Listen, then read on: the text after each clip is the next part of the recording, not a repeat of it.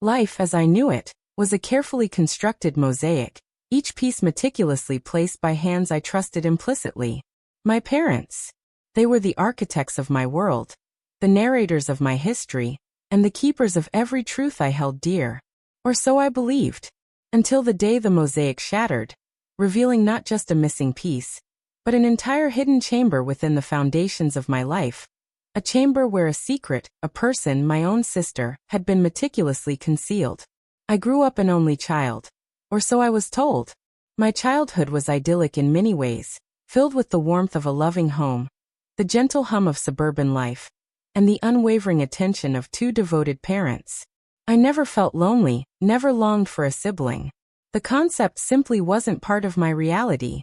My parents fostered an environment of open communication. Or at least, that's what I perceived it to be. We talked about everything: school, friends, future plans, even the mundane details of our days. They encouraged me to share my thoughts, my worries, my dreams.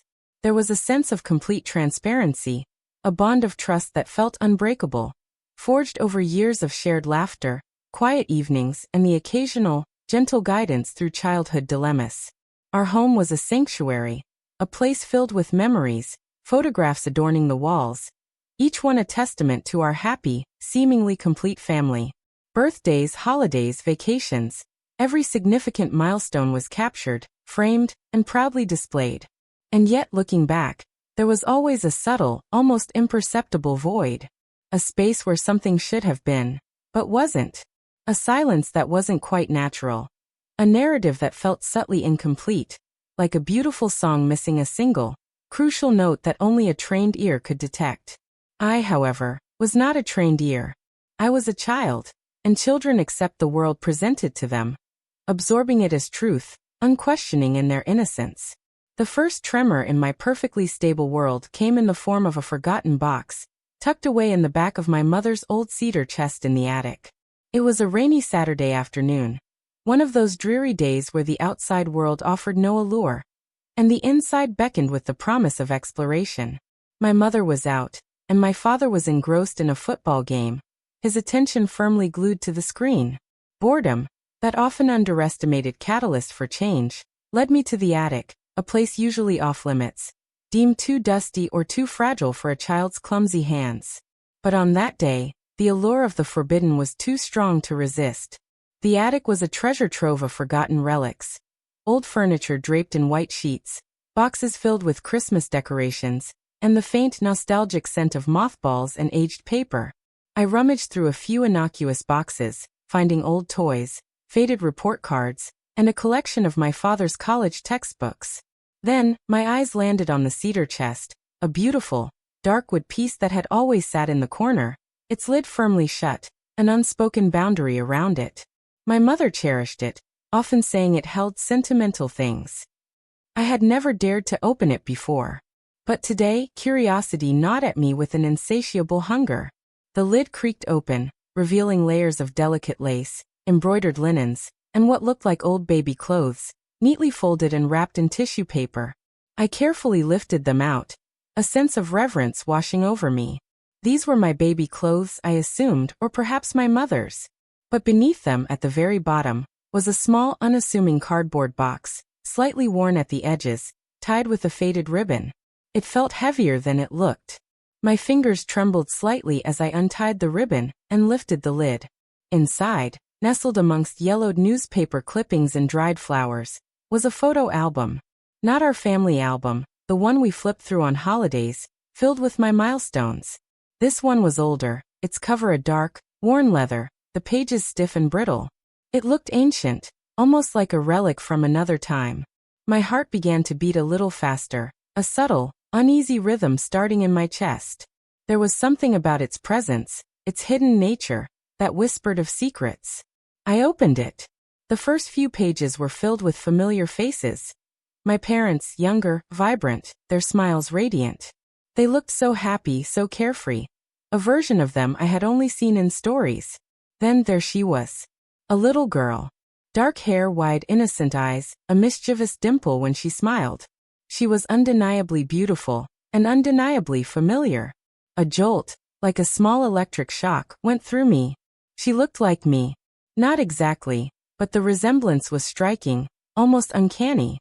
It was like looking at an older, slightly different version of myself staring back from the faded photographs. My breath hitched. Who was she? Why had I never seen her before? Why was she in this album, hidden away, rather than in our main family album? These questions, sharp and urgent, pierced through the quiet of the attic. I flipped through the pages frantically, my fingers brushing over the glossy surfaces. Each photograph a new piece of an unfolding mystery. The little girl was in almost every picture. With my mother, with my father, playing in a garden, blowing out birthday candles, holding hands with them on a beach. She was clearly a part of their lives, a central figure in their early years as a couple. There were pictures of her as a baby, then a toddler, then a young girl, maybe 5 or 6 years old. Her presence was undeniable, her existence irrefutable. And yet, I had no memory of her, no knowledge of her. It was as if she had been erased from our family history, a ghost in the machine of my parents' past. The joy in the early pictures slowly faded as I turned more pages. The later photos of the girl became fewer, and their expressions, my parents' expressions, grew subtly strained, tinged with a sadness I couldn't quite decipher. The last photo of her was particularly poignant.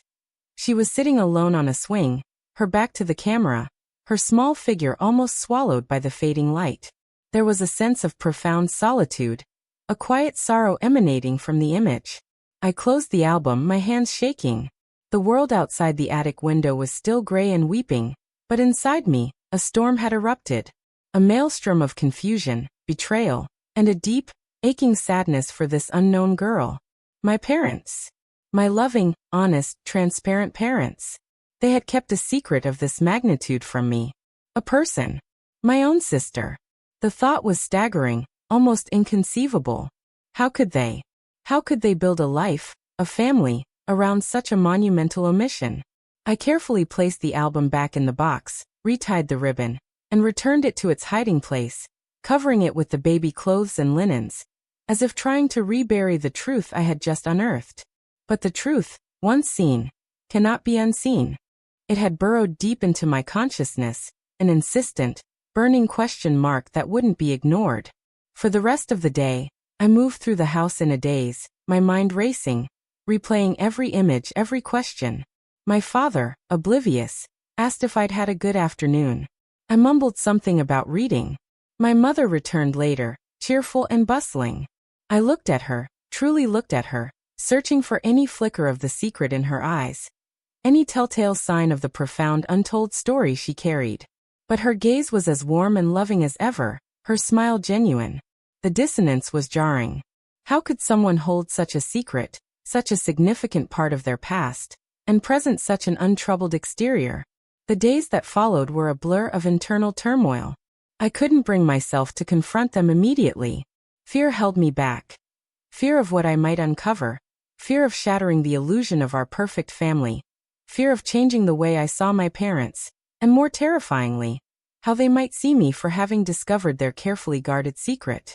So, I began my own quiet investigation, a clandestine search for crumbs of truth. I started observing them more closely, listening to their conversations, sifting through old stories for any inconsistencies, any missed beats. I went through old boxes in other parts of the house, looking for more photographs, any documents, anything that might shed light on her existence. It was a painstaking, emotionally draining process, fueled by a desperate need to understand. I found nothing else directly related to her, which only solidified the idea that her existence had been meticulously erased. One evening, during dinner, the conversation turned to family history. My mother was recounting stories of her own childhood, her siblings, her parents. My father added anecdotes about his upbringing. I listened, my heart pounding, waiting for a slip, a mention, a hint. But it never came. They spoke of our family tree as if it began with them, and then branched out only to me. It was a deliberate, almost practiced omission, and it felt like a cold, sharp knife twisting in my gut. The weight of their secret, and now my shared secret, was crushing. I knew I couldn't live with this knowledge alone. It was a chasm opening between me and the people I loved most. The trust had been fundamentally shaken. The image of the little girl on the swing, her back to the camera, Her solitude, almost palpable, haunted my waking hours and infiltrated my dreams. She deserved to be known. I deserved to know her. Finally, after weeks of agonizing internal debate, I decided. I had to confront them. But how? How do you ask your parents? Who is the child you hid from me? It felt like an accusation, a betrayal of their love, even though it was their betrayal that had set this chain of events in motion. I chose a quiet Sunday afternoon. My parents were in the living room, reading. The sunlight streamed through the window, illuminating dust motes dancing in the air, creating an almost serene, domestic scene that felt incredibly fragile in that moment. My hands were clammy, my voice felt trapped in my throat. I took a deep breath. "Mom, Dad," I started, my voice barely a whisper. "Can we talk about something important?" They looked up, their expressions shifting from relaxed contentment to mild concern. "Of course, sweetheart," my mother said, her brow furrowing slightly. "What's wrong?" I hesitated, then plunged in, the words tumbling out before I could second-guess myself. "I was in the attic a few weeks ago. I found an old photo album in Mom's cedar chest." The air in the room seemed to thicken, to grow heavy. My mother's eyes widened, a flicker of something unreadable passing through them. Fear? Recognition? My father's jaw tightened almost imperceptibly. Their easy smiles vanished, replaced by an unsettling stillness. "An old album?" my father repeated, his voice unnaturally flat. "Yes," I continued, my voice gaining a shaky resolve. "It had pictures of you too, when you were younger. And it had pictures of a little girl." I paused, letting the words hang in the air, allowing the weight of them to settle. "She looked a lot like me. She was with you in so many pictures. Who is she?" The silence that followed was deafening, stretching out, filled with unspoken truths and mounting tension. My mother's face drained of color, her gaze dropping to her hands, clasped tightly in her lap. My father stared at me, his eyes filled with a complex mixture of pain, regret, and a stark, almost desperate, plea for understanding. "Her name was Sarah," my mother finally said, her voice barely audible, choked with emotion. "She was your older sister." The words, though expected, still hit me with the force of a physical blow. Sarah. My sister. A name I had never heard, a life I had never known. The confirmation brought both a strange sense of vindication and an overwhelming wave of grief. My father took over, his voice hoarse. We didn't know how to tell you. We wanted to protect you." "Protect me from what?" I asked, a tremor in my voice. "Protect me from knowing I had a sister? From knowing a part of my own family history?" The accusation was clear, raw, and laced with hurt. And then slowly, painfully, the story unfolded. A story of love, hope, tragedy, and the desperate choices made in the crucible of unimaginable pain. Sarah was born 7 years before me. My parents were young, just starting their lives, filled with the boundless optimism of new parenthood.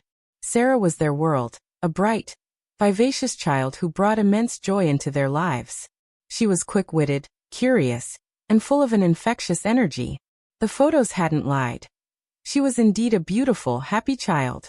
But around the age of 5, Sarah started exhibiting unusual symptoms. Small things at first, a stumble, a difficulty with fine motor skills, a slight tremor in her hands. They dismissed it as clumsiness, growing pains. But the symptoms progressed, becoming more pronounced, more alarming. Doctor after doctor, test after test, an agonizing journey through the medical labyrinth, until finally, the diagnosis came: a rare, progressive neurological disorder. A disease that would slowly, inexorably, rob her of her abilities, her independence, and ultimately, her life. My parents described the devastation, the crushing weight of that news. Their perfect world imploded. They spent years battling the disease, seeking every possible treatment, every experimental therapy, exhausting their resources, both financial and emotional. Sarah's condition deteriorated. The bright, energetic child slowly faded, replaced by a shell of her former self, requiring constant, round-the-clock care. The joy they once shared was overshadowed by constant fear, exhaustion, and profound sorrow. They tried to keep her at home for as long as possible, but as the disease advanced, it became impossible. Sarah needed specialized medical care, facilities that could provide the intense level of support she required. With heavy hearts, and after countless sleepless nights filled with agonizing deliberations, they made the decision to place her in a long-term care facility, a place equipped to handle her complex needs. It was, they emphasized, the hardest decision of their lives, born not of a lack of love, but of a desperate, heartbreaking realization that they could no longer provide what she truly needed at home. She lived there for another 3 years, her decline steady and relentless. My parents visited her every single day, sitting by her bedside, holding her hand, talking to her, even when she could no longer respond. They clung to every flicker of recognition, every faint smile, every distant echo of the daughter they remembered. Then, at the age of 8, Sarah passed away. My mother broke down completely as she recounted this, tears streaming down her face, her body racked with sobs. My father put an arm around her, his own eyes glistening, his voice thick with unshed tears. When she died, my father explained, his voice trembling, we were utterly broken. We felt like we had failed her, failed ourselves. The grief was suffocating. We thought we would never recover. It was shortly after Sarah's death that I was conceived. My parents described my arrival as a miracle, a ray of sunshine piercing through the darkest clouds of their despair. They saw me as a second chance, a renewal of hope, a new chapter. But with this new chapter came an overwhelming desire to protect me, and perhaps, to protect themselves from the pain of the past. We were so afraid, my mother confessed, her voice raw with anguish. Afraid that if we told you about Sarah, it would taint your childhood with our sorrow. Afraid you would feel obligated to carry our grief. Afraid you would somehow inherit the burden of her illness, or the tragedy of her loss. We wanted you to have a carefree, happy life, unburdened by the shadows of our past. My father nodded. We convinced ourselves it was for the best, that it was a way to start fresh, to build a new, joyful life for you, unmarred by the immense sadness that had consumed us. We were so deep in our own grief, so desperate to protect you, that we couldn't see how wrong it was, how unfair it was to you. They spoke of the immense guilt they carried, the secret weighing on them every single day. They had meant to tell me, they claimed, when I was older, when they felt I could understand. But the right time never came. The longer they waited, the harder it became. The secret grew into a monstrous barrier, impossible to dismantle without causing immense pain. They feared my reaction, my judgment, the loss of my love and trust. And so, they remained silent, perpetuating the lie, year after year, until I stumbled upon the truth myself. I sat there, absorbing every word, a whirlwind of emotions swirling within me. Anger, yes, a burning resentment for the years of deception, for the sister I never knew. But also, a profound sadness for my parents, for the unimaginable loss and trauma they had endured. I saw them not just as my parents, but as two young people, ravaged by grief, making desperate, flawed choices in the aftermath of a devastating tragedy. Their intentions, however misguided, had been born of love and a desperate desire to protect. Did you ever think about her? I asked, my voice barely a whisper. Did you ever think about what it meant to erase her, not just from our family pictures, but from my entire life? My mother sobbed. Every single day. There wasn't a day that went by that we didn't think of her, that we didn't feel the weight of what we had done. We talked about telling you so many times, but fear always won. My father added. We know we made a terrible mistake, a profound error in judgment. There's no excuse for what we did. We just hope, somehow, you can understand and perhaps eventually forgive us. The conversation continued for hours. We talked about Sarah, truly talked about her, for the first time. They shared stories, anecdotes, memories they had kept locked away for so long. They showed me more pictures, not just the ones in the hidden album, but others, tucked away in forgotten corners of their minds, now brought to light. I saw Sarah's bright spirit, her playful nature, her unique quirks. I learned about her favorite toys, her love for drawing, the way she used to sing off-key. Each story, each detail, painted a fuller picture of the sister I had been denied. And each revelation brought a fresh wave of both sorrow and a strange, bittersweet joy. It was a raw, painful, but ultimately cathartic conversation. The air in our home, once thick with unspoken secrets, now felt lighter, clearer, though still tinged with the lingering scent of past sorrows. The mosaic of my life was still shattered, but now, instead of a void, there was a space being filled, painstakingly, with the truth. The days and weeks that followed were a journey of healing and reevaluation. My relationship with my parents was irrevocably changed. The innocent, unquestioning trust one had placed in them was broken. It was replaced by something more complex, more nuanced, a trust that had to be rebuilt, brick by painful brick, on the foundation of honesty, even if that honesty came too late. I saw them as human beings, flawed and fallible, capable of immense love and immense mistakes. It was a difficult realization, a loss of the idealized image of parenthood, but also in a strange way, a step towards a deeper, more mature understanding of them. I found myself grappling with the ghost of Sarah, my older sister. I mourned for her, not just for her lost life, but for the lost connection, the lost years we could have shared.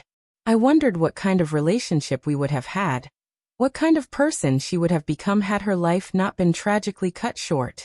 I imagined her laughter, her advice, her presence. I felt a profound sense of injustice, not just for myself, but for Sarah, whose memory had been confined to a hidden album, her existence relegated to a hushed secret. I asked my parents to talk about her often. At first, it was difficult for them, dredging up old wounds. But gradually it became easier. They started sharing memories without prompting, their eyes softening with a mixture of pain and affection. We started incorporating Sarah back into our family narrative. We looked at her pictures together, shared stories, and even visited the grave site my parents had maintained all these years, a place they had visited in secret, now a place we could visit together as a family. It wasn't a quick fix, or an easy journey. There were moments of anger, of resentment, of feeling overwhelmed by the weight of it all. There were times I pulled away, needing space to process the enormity of the deception. But there were also moments of profound connection, of shared grief, of a newfound understanding that transcended the betrayal. We were learning to navigate a new family dynamic, one where the past was no longer a forbidden territory, but a shared history, however painful. The old photo album, once a source of shock and pain, became a cherished artifact. It was no longer hidden away. It sat on our coffee table, a testament to a life lived, a sister loved, and a secret finally brought into the light. Her story, Sarah's story, became a part of my story, intertwined with my own existence. I carried her memory, not as a burden, but as a recognition of a vital part of my family's past. The experience taught me invaluable lessons about truth, forgiveness, and the complex nature of family love. It taught me that secrets, even those born of good intentions, can inflict deep wounds. It taught me that while the truth can be painful, it is ultimately liberating. And it taught me that love, in its purest form, demands honesty, even when that honesty is difficult, even when it means confronting the most painful corners of our shared history. My parents and I are still working through it. The scars remain, but they are healing. Our family mosaic is now complete, not in its original innocent form, but in a new, more complex, and ultimately more resilient configuration. One that acknowledges every piece, every story, every life. And the little girl in the old photo album, my sister Sarah, is no longer a secret. She is remembered, she is loved, and she is finally truly home. If you've ever uncovered a shocking family secret, or faced a truth that changed everything you thought you knew, please share your experience in the comments below. Your stories help us all understand the complex tapestry of family and the enduring power of truth. Don't forget to like this video and subscribe for more deep dives into the hidden corners of human experience.